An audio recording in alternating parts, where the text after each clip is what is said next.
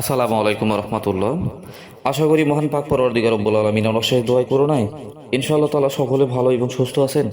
আমি গুরু রায়হান সাতুরিকে একত্রবাণী দরবার শরীফের পক্ষ থেকে আলহামদুলিল্লাহ ভালো এবং সুস্থ আছি। তো প্রিয় ভাই বোন, শারীরিক সুস্থতা রবের পক্ষ থেকে দেয়া বড় একটি নিয়ামত। আমরা যারা সুস্থ এবং স্বাভাবিক আছি আল্লাহর কাছে বেশি বেশি শুকরিয়া আদায় করব। এটাই হচ্ছে আমাদের মূল ধর্ম, মূল আলোচনা। তো প্রিয় ভাই বোন, আজকে যে আমল সাধনে আপনাদের সঙ্গে আলোচনা করব অত্যন্ত পাওয়ারফুল এবং ভয়ঙ্কর বিদ্যা। নারী এবং যারা দুর্বল হৃদয়ের তারা কিন্তু এই আমলটি করবেন না, সকলের কাছে আমরা অনুরোধ থাকবে। যারা অত্যন্ত সাহসিকতা আছে তাদের ক্ষেত্রে আমল ওজিফাটুকি প্রযোজ্য। তো প্রিয় ভাই বোন, আমল করার পূর্বে আপনাকে অবশ্যই সতর্কতা অবলম্বন করে আমল সাধনে বসতে হবে। এই প্রক্রিয়াটি করতে হবে মূলত আপনাকে 7 দিন।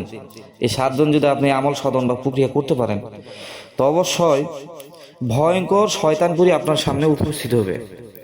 নির্জন ঘরে একলা করতে হবে, একটানা 7 দিন আমল সাধন করবে।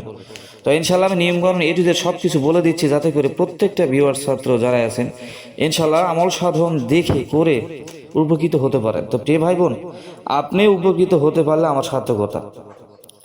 তো যাই হোক, আমি বেশি কথা বাড়াবলাম না, আমি নিয়মকানুনের দিকে আসি। যে প্রথমে আপনাকে 7 দিনের জন্য 7টা কাগজ অথবা সাদা কাপড়ে মেশকো জাফরান দ্বারা এই আজকের দেয়া ইসিম বা নকশা আপনাকে লিখতে হবে 7টা, এবং একটি নকশা আলাদা লিখে আপনার বালিশের মধ্যে রাখতে হবে। এবং প্রতি রাতে সবুজ প্রদীপে আপনাকে এই নকশাটুকু জ্বালাতে হবে। প্রতিদিন রাত্রি 12টার পরে জ্বালিয়ে আপনাকে ওই স্থানে ঘুমিয়ে যেতে হবে। একটানা এই নিয়মে 7 দিন।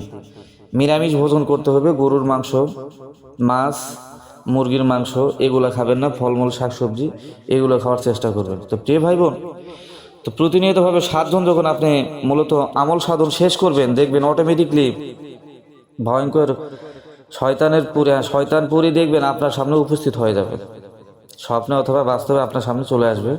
এ কিন্তু জাদিবিদ্যাতে এক্সপার্ট। তো প্রিয় ভাই বোন, অবশ্যই এই আমল সাধন করার পূর্বে ওস্তাদ গুরুর থেকে এজাজত নিয়ে আমল সাধন করবেন।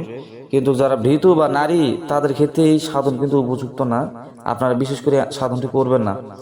পুরুষ এবং শক্তিশালী তাকাতবান যাদের হিম্মত সব কিছুতেই বেশি ইনশাল্লাহ তারা করবেন, ইনশাল্লাহ আপনারা অবশ্যই ফল লাভ করতে পারবেন। তো প্রিয় ভাই বোন, আমি বেশি কথা বাড়ালাম না, সকলে ভালো থাকবেন, সুস্থ থাকবেন। আগামীতে আধ্যাত্মিক গুপ্ত রহস্যময় কোনো সাধনে আপনাদের সাথে উপস্থিত হবো। সকলে ভালো থাকবেন, সুস্থ থাকবেন। আসসালামু আলাইকুম রহমতুল্লাহ।